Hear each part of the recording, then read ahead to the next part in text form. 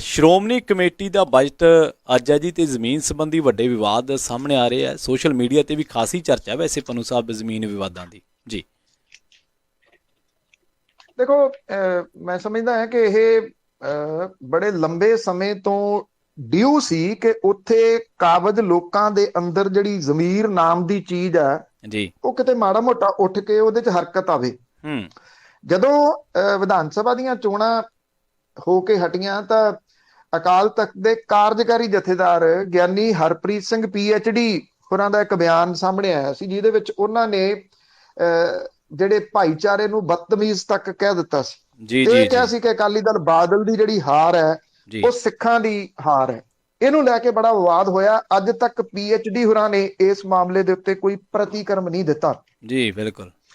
ਹੁਣ ਅੱਜ ਜਿਹੜਾ ਤੇਜਾ ਸਿੰਘ ਸਮੁੰਦਰੀ ਹਾਲ ਦੇ ਵਿੱਚ ਬਜਟ ਪੇਸ਼ ਕੀਤਾ ਜਾਣਾ 2022-23 ਦੇ ਵਾਸਤੇ, ਇਹਦੇ ਉੱਤੇ ਬੜੀਆਂ ਸਾਰੀਆਂ ਉਂਗਲਾਂ ਉੱਠ ਰਹੀਆਂ ਨੇ। ਜੀ 3 ਕੁ ਦਿਨ ਪਹਿਲਾਂ ਜਿਹੜੀ ਗੁਰੂ ਗ੍ਰੰਥ ਸਾਹਿਬ ਵਿਸ਼ਵ ਸਿੱਖ ਯੂਨੀਵਰਸਿਟੀ ਫਤਿਹਗੜ੍ਹ ਸਾਹਿਬ ਹੈ, ਹਾਂਜੀ। ਉਹਦੇ ਵਾਸਤੇ ਮੈਂ ਇੱਕ ਪੋਸਟ ਪਾਈ ਸੀਗੀ ਕਿ ਉੱਥੇ ਜਿਹੜੇ ਸਫਾਈ ਕਰਮਚਾਰੀ ਨੇ, ਸਫਾਈ ਸੇਵਕ ਨੇ, ਉਹਨਾਂ ਦੀ 8 ਮਹੀਨੇ ਤੋਂ ਉਹਨਾਂ ਨੂੰ ਤਨਖਾਹ ਨਹੀਂ ਮਿਲੀ। ਜੀ ਜੀ ਜੀ ਉਹ ਵਿਚਾਰੇ ਇਹ ਕਹਿੰਦੇ ਕਿ ਅਸੀਂ ਤਾਂ ਇਹਨਾਂ ਤਨਖਾਹਾਂ ਨਾਲ ਗੁਜ਼ਾਰਾ ਕਰਨ ਵਾਲੇ ਫੜ ਫੜ ਕੇ ਰਾਸ਼ਨ ਲਿਆ ਰਹੇ ਆ। ਉਹ ਜਿਹੜੀ ਪੋਸਟ ਦੇ ਥੱਲੇ ਹਾਲਾਂਕਿ ਲੋਕਾਂ ਨੇ ਕੁਝ ਉਦਾਂ ਦੇ ਕਮੈਂਟ ਵੀ ਕੀਤੇ। ਉਹਨਾਂ ਦਾ ਕੱਲ ਮੈਸੇਜ ਆਇਆ ਕਿ ਤੁਹਾਡੀ ਇੱਕ ਪੋਸਟ ਦੇ ਨਾਲ ਸਾਨੂੰ 1.5 ਮਹੀਨੇ ਦੀ ਤਨਖਾਹ ਪੈ ਗਈ, ਜੀ ਜੀ ਬਿਲਕੁਲ। ਤੇ ਨਾਲ ਇਹ ਵੀ ਆ ਗਿਆ ਕਿ 1.5 ਮਹੀਨੇ ਦੀ ਤਨਖਾਹ ਹੋਰ ਪਾ ਦਾਂਗੇ। ਮੇਰਾ ਇਹ ਦੱਸਣ ਤੋਂ ਭਾਵ ਇਹ ਆ ਕਿ ਗੁਰੂ ਗ੍ਰੰਥ ਸਾਹਿਬ ਦੇ ਨਾਮ ਦੇ ਉੱਤੇ ਬਣੀ ਯੂਨੀਵਰਸਿਟੀ ਜਿਹੜੀ ਆ, ਜਿਹੜੀ ਸ਼੍ਰੋਮਣੀ ਗੁਰਦੁਆਰਾ ਪ੍ਰਬੰਧਕ ਕਮੇਟੀ ਰਨ ਕਰਦੀ ਆ, ਉਹਦੇ ਹਾਲਾਤ ਇਹ ਬੜੇ ਹੋਏ ਆ। ਉੱਥੇ ਪ੍ਰੋਫੈਸਰ ਤੇ ਬਾਕੀ ਜਿਹੜਾ ਅਮਲਾ ਤਨਖਾਹਾਂ ਉਹਨੂੰ ਵੀ ਨਹੀਂ ਮਿਲੀਆਂ। ਉਹਨਾਂ ਸਭ ਦੇ ਮੈਸੇਜ ਆਏ।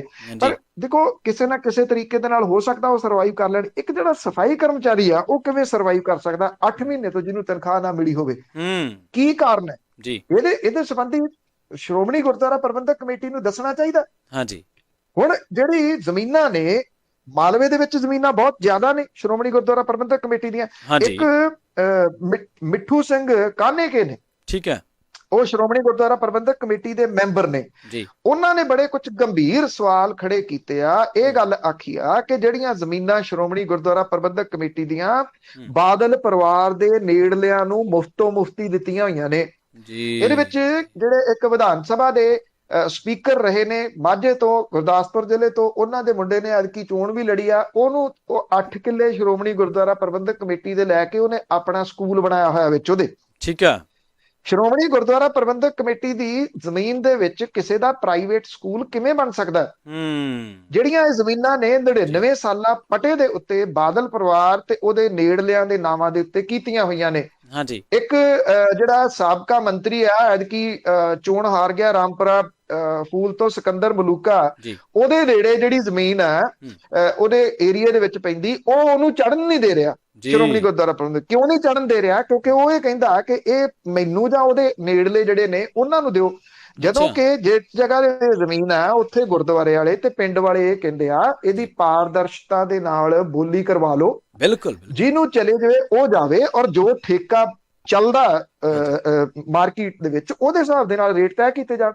ਇਹ ਉਹਨੂੰ ਮੁਫਤੀ ਲੈਣੀ ਚਾਹੁੰਦਾ। ਇਹ ਮਾਸਟਰ ਮਿੱਠੂ ਸਿੰਘ ਕਾਨੇਕੇ ਨੇ ਇਹ ਦੋਸ਼ ਵੀ ਜਿਹੜੇ ਉਹ ਲਾਏ ਆ ਔਰ ਸਵਾਲ ਖੜੇ ਕੀਤੇ ਆ ਕਿ ਇਹ ਸਵਾਲਾਂ ਦੇ ਪਹਿਲਾਂ ਜਵਾਬ ਦਿੱਤੇ ਜਾਣ। ਉਹਨਾਂ ਨੇ ਕਿਹਾ ਕਿ ਬਜਟ ਦੇ ਵਿੱਚ ਜਿਹੜਾ ਇਹ ਦੱਸਿਆ ਜਾ ਰਿਹਾ ਇਹਨਾਂ ਜ਼ਮੀਨਾਂ ਦਾ, ਉਦੋਂ ਕਿਤੇ ਜ਼ਿਆਦਾ ਪੈਸੇ ਆ ਸਕਦੇ ਆ, ਪਰ ਉਹ ਲਏ ਨਹੀਂ ਜਾ ਰਹੇ ਕਿਉਂਕਿ ਆਪਣਿਆਂ ਨੂੰ ਜ਼ਮੀਨਾਂ ਦੇ ਦਿੱਤੀਆਂ ਗਈਆਂ ਨੇ। ਹੁਣ ਜਿਹੜੇ ਇੱਥੇ ਸ਼੍ਰੋਮਣੀ ਕਮੇਟੀ ਦੇ ਕੁਝ ਮੈਂਬਰ ਨੇ ਬਾਦਲ ਪੱਖੀ, ਉਹਨਾਂ ਨੇ ਇਹ ਜਿਹੜਾ ਕੱਲ ਗੱਲ ਕੀਤੀ ਹੈ ਪ੍ਰੈਸ ਕਾਨਫਰੰਸ ਕਰਕੇ ਕਿ ਇਹ ਤਾਂ ਐਵੇਂ ਸਿਆਸਤ ਤੋਂ ਪ੍ਰੇਰਿਤ ਸਵਾਲ ਨੇ ਜਿਹੜੇ ਖੜੇ ਕੀਤੇ ਜਾ ਰਹੇ ਆ। ਸਿਆਸਤ ਤੋਂ ਪ੍ਰੇਰਿਤ ਨੇ ਤਾਂ ਜਨਤਕ ਕਰ ਦਿਓ ਸਾਰਾ ਕੁਝ ਕਿ ਤੁਸੀਂ ਕੀ ਰੇਟ ਦੇ ਉੱਤੇ ਜ਼ਮੀਨਾਂ ਦਿੱਤੀਆਂ ਨੇ, ਤੇ ਉੱਥੋਂ ਰੇਟ ਜਿਹੜਾ ਜੀ ਉਹ ਸਾਡੇ ਵਰਗੇ ਲੋਕ ਕੱਢ ਕੇ ਦੱਸ ਦੇਣਗੇ ਕਿ ਉੱਥੇ ਰੇਟ ਕਿੰਨਾ। ਤੁਸੀਂ ਕਿਉਂ ਨਹੀਂ ਇਹਦੇ ਉੱਤੇ ਪਾਰਦਰਸ਼ਤਾ ਰਹਿੰਦੇ ਜੀ? ਉਹ ਕਹਿੰਦੇ ਜੀ ਕਿ ਆਮਦਨ ਦੇ ਵਿੱਚ ਗੁਰਦੁਆਰਿਆਂ ਦੀਆਂ ਜ਼ਮੀਨਾਂ ਦੀ ਆਮਦਨ ਦੇ ਵਿੱਚ 1100% ਦਾ ਵਾਧਾ ਹੋਇਆ। ਕਦੋਂ ਹੋਇਆ, ਕਿੰਨੇ ਸਾਲਾਂ 'ਚ ਹੋਇਆ, ਇਹ ਨਹੀਂ ਦੱਸਿਆ। ਇਹ ਕਹਿੰਦੇ ਗੁਰਦੁਆਰਿਆਂ ਤੋਂ ਫੰਡ 38% ਤੱਕ ਲਏ ਜਾ ਰਹੇ ਆ।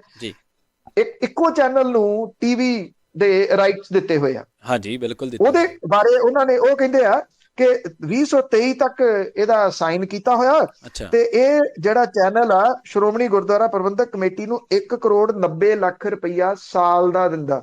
ਵਾਹ ਜੀ ਵਾਹ। ਮੈਂ ਸਮਝਦਾ ਹਾਂ ਕਿ ਜਿਹੜੇ ਸਿੱਖ ਭਾਈਚਾਰੇ ਦੇ ਵਾਸਤੇ ਹਾਂਜੀ 1 ਕਰੋੜ 90 ਲੱਖ ਰੁਪਈਆ ਇਹ ਨਿਗੂਣੀ ਦੀ ਰਕਮ ਹੈ, ਬਿਲਕੁਲ ਛੋਟੀ ਜੀ। ਬਿਲਕੁਲ ਬਿਲਕੁਲ ਸ਼੍ਰੋਮਣੀ ਗੁਰਦੁਆਰਾ ਪ੍ਰਬੰਧਕ ਕਮੇਟੀ ਇੱਕ ਚੈਨਲ ਸੈਟਅਪ ਕਰਕੇ ਫ੍ਰੀ ਟੂ 에ਅਰ ਜੀ ਗੁਰਬਾਣੀ ਜਿਹੜੀ ਆ ਉਹਦੇ ਤੋਂ ਬ੍ਰਾਡਕਾਸਟ ਕਰਦੇ, ਇਹ ਆਖੇ ਕਿ ਜਿਹੜੇ ਚੈਨਲ ਨੂੰ ਜਿੰਨੀ ਫੀਡ ਚਾਹੀਦੀ ਆ ਉਹ ਇੱਥੋਂ ਚੁੱਕ ਲਵੇ। ਜੀ 1 ਕਰੋੜ 90 ਲੱਖ ਰੁਪਈਆ ਅਹਿਮ ਆ, ਜਾਂ ਗੁਰਬਾਣੀ ਦਾ ਪ੍ਰਸਾਰ ਜਾਂ ਪ੍ਰਚਾਰ ਜਿਹੜਾ ਉਹ ਅਹਿਮ ਹੈ। ਜੀ ਜੇ ਬਿਲਕੁਲ ਫ੍ਰੀ ਟੂ 에ਅਰ ਚੈਨਲ ਲਾ ਕੇ ਹਾਂਜੀ ਸਾਰਿਆਂ ਦੇ ਵਾਸਤੇ ਖੁੱਲ੍ਹ ਦੇ ਦਿੱਤੀ ਜਾਂਦੀ ਆ ਵੀ ਜਿਹਨੂੰ ਫੀਡ ਚਾਹੀਦੀ ਆ ਉਹ ਲੈ ਲਵੇ, ਤੇ ਤੁਸੀਂ ਸੋਚ ਸਕਦੇ ਹੋ ਕਿ ਕਿੰਨਾ ਵੱਡਾ ਪ੍ਰਚਾਰ ਪ੍ਰਸਾਰ ਹੋ ਸਕਦਾ ਹੈ। ਇਹ ਬਹੁਤ ਇੱਕ ਚੈਨਲ ਨੂੰ ਕਿਉਂ ਜਿਹੜਾ ਉਹ ਦਿੱਤਾ ਗਿਆ ਜੀ? ਇਹ ਕੋਈ ਤਰਕ ਨਹੀਂਗਾ ਜਿਹੜਾ ਦਿੱਤਾ ਜਾ ਰਿਹਾ ਕਿ ਇਕਰਾਰਨਾਮਾ 23 ਤੱਕ ਕੀਤਾ।